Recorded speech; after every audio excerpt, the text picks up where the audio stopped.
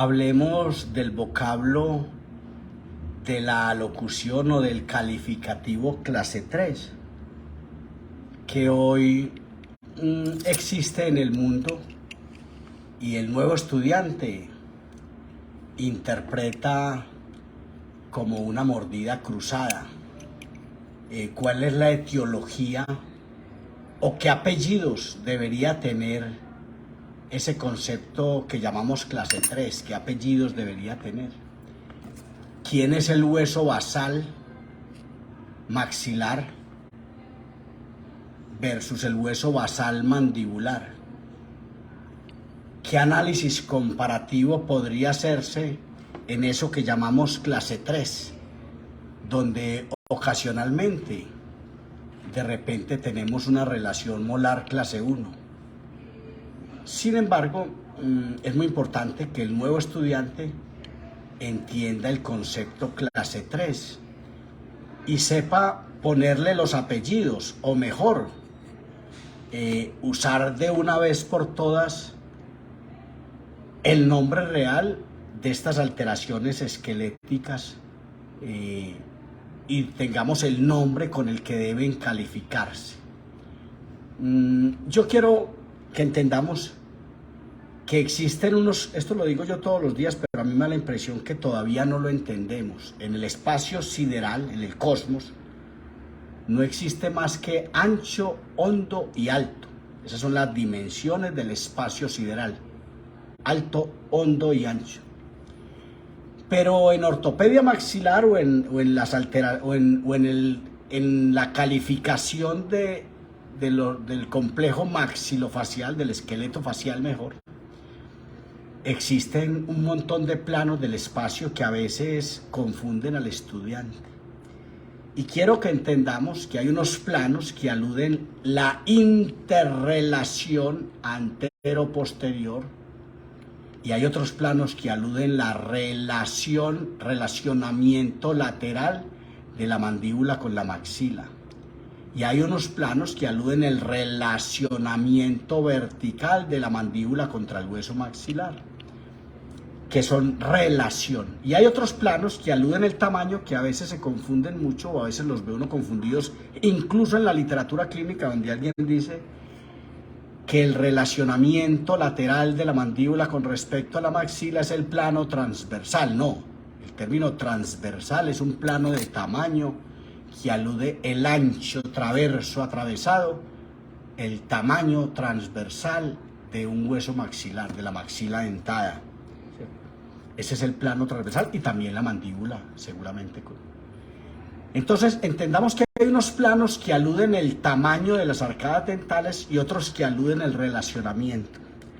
Y lo digo porque en este paciente clase 3 es posible que haya muchos aspectos de donde podamos echar mano para hacer un análisis apresurado y decir, no, es que este paciente es prógnata mandibular.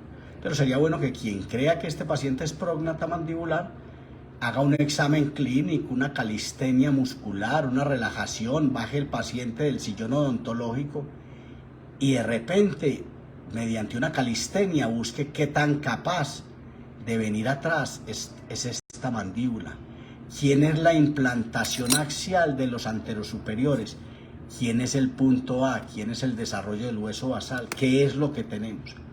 Y aquí, en este caso en particular, yo quiero que sepamos que tenemos dos cosas que a veces nos cuesta trabajo esbozarlas académicamente y explicarlas como deben ser. Aquí hay una retrognatia, con T, retrognatia del hueso maxilar, una retrognatia maxilar y una hipoplasia. Hipo es ausencia, plasia es tamaño. Aquí hay una hipoplasia que nos la narra lo pequeño de esta arcada dental, la falta de espacio para alojar los dientes. Nos narra una hipoplasia, nos está hablando del tamaño de este hueso maxilar. Y el que sea retrognático, es posible que usted tenga como decir, no, aquí no sabemos si hay retrognatia porque yo no tengo unos trazos cefalométricos para evaluar que este maxilar está retrógnata, por eso retrognatia. Pero entendamos, una cosa es hipoplasia y otra retrognatia. Vea un video que hacía la semana pasada, también de un paciente clase 3, donde había una hiperplasia de la mandíbula.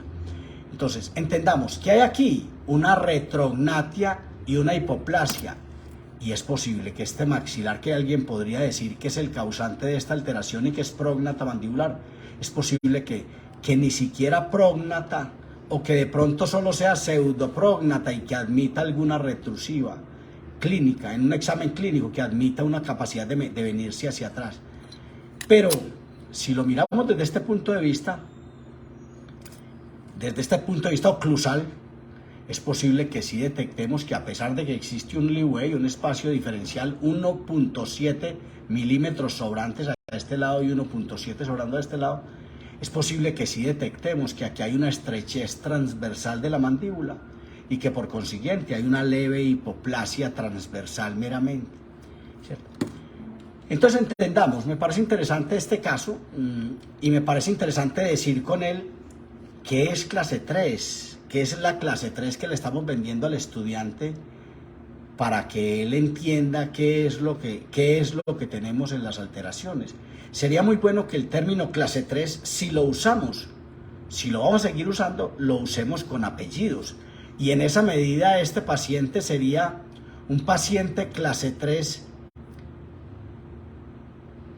30 de hipoplasia, 20% de prognatismo, 10% de pseudoprognatismo, 10% de retrognatia, 2% de hipoplasia, en fin, que supiéramos dónde es que está el problema en lugar de meternos en ese calificativo tan perverso de clase 3, más aún en un paciente con una relación molar clase 1.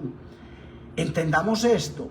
Y pienso que es hora que dejemos de usar por lo menos el término clase 3 y decir, hombre, lo que tenemos aquí es una retrognatia con una severa hipoplasia, una hipoplasia con severa retrognatia, con algún pseudo posicionamiento anterior de la mandíbula que debe verse clínicamente y que debe hacerse un ejercicio para saber si eso es cierto, y con alguna estrechez transversal de la mandíbula, que si no existiera, o que si fuera mayor, de pronto hasta nos tendría igual de confundidos. Entonces, es esto. ¿Qué es esto? Una hipoplasia, una ausencia de plasia, una falta de tamaño transversal y anteroposterior. Usted ve esta premaxila deprimida, usted ve este plano oclusal y ve estos bordes incisales por debajo del plano oclusal, una premaxila deprimida, una hipertonicidad labial, seguramente un orbicular de los labios con un hipertono, un paciente con algunas dificultades de dicción, de lenguaje, donde hay una lengua apresada, donde el examen clínico, posturométrico, el examen clínico en general, posturométrico y clínico odontológico, sería muy importante que lo tuviéramos presente. ¿Quién es este hueso maxilar? ¿Quién es este hueso mandibular? Y llamar esto por su nombre, porque si no lo llamamos por su nombre, alguien dirá, no, esto se resuelve con una mentonera.